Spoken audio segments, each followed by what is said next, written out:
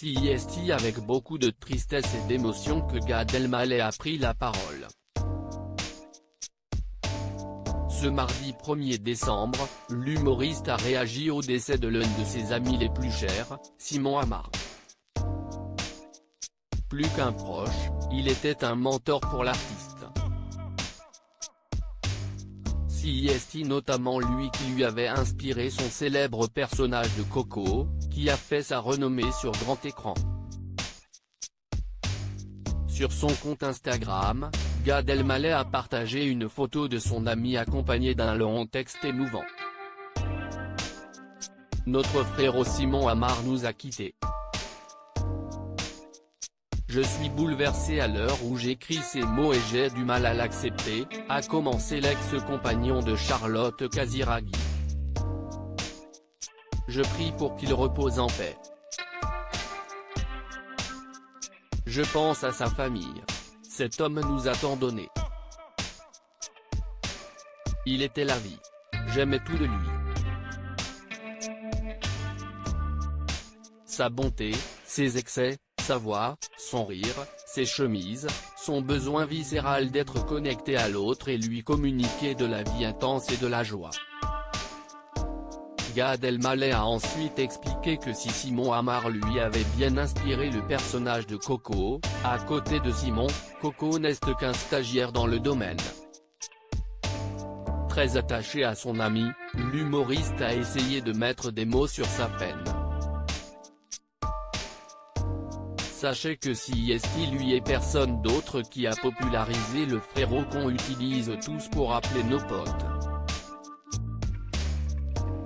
Sauf que lui quand il le disait on n'entendait que de l'amour, c'est souvenu avec nostalgie Gad Elmaleh.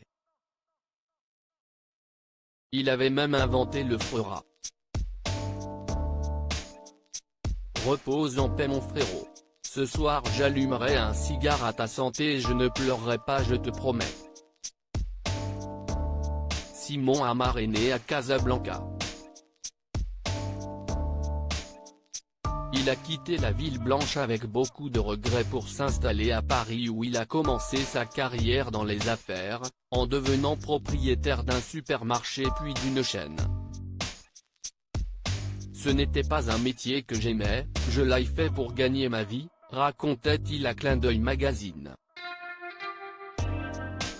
C'était la facilité, on n'avait pas besoin de sortir des grandes écoles. Le libre-service marchait vraiment très fort.